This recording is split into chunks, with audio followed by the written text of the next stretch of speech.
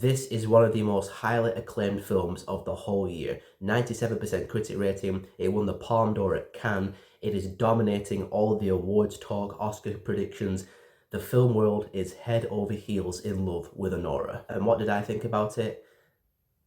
I enjoyed the first act with Anora and Vanya, just living it up, growing closer, going to Vegas, partying and having the time of their lives. That was actually genuinely enjoyable, and I thought they had good chemistry. And Mikey Madison was really good in the film, I'll say that. I want to see her in more stuff after this film. And if you're wondering where you've seen her before, she's the Manson follower that Rick Dalton torched in the swimming pool. I love that film. So yeah, the first act I genuinely enjoyed, my favourite portion of the film by far.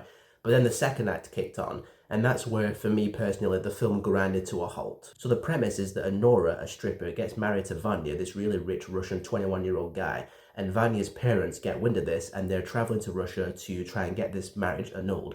In the meantime, they send some henchmen and goons over to the house to try and, sort everything out. So in the second act, these goons arrive at the house and then Vanya runs off, leaving Anora alone with these goons.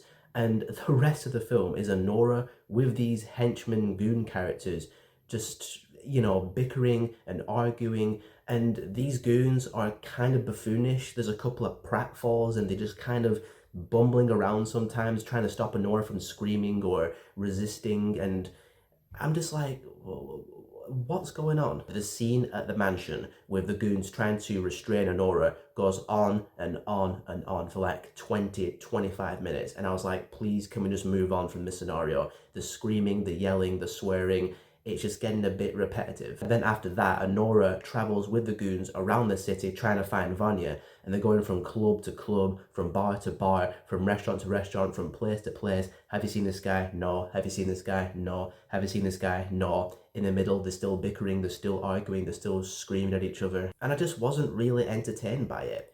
And that's the bottom line of it all. It wasn't horribly boring or unbearable, it's just the back and forth, the bickering, the arguing, it just got repetitive after a little while. It started to kind of get on my nerves a little bit. And I'm just sat there watching this, thinking to myself, how is this one of the best films of the year again? I will say the last 5 minutes of the film were quite good. And ultimately, I did end up caring about Anora as a character. And what they wanted to convey with her character in the story, it was interesting and it could have made for a really compelling tale. It's just the events of the film, the misadventures through the city, it just didn't really do it for me. This happens once a year, maybe once every 2 years, where a film comes out, premieres at a lot of film festivals, gets tons of awards buzz, and is just praised and acclaimed out the wazoo. And I watch it and I just kind of shrug at it and don't understand the hype, don't understand the praise. And Anora is that film for me in 2024.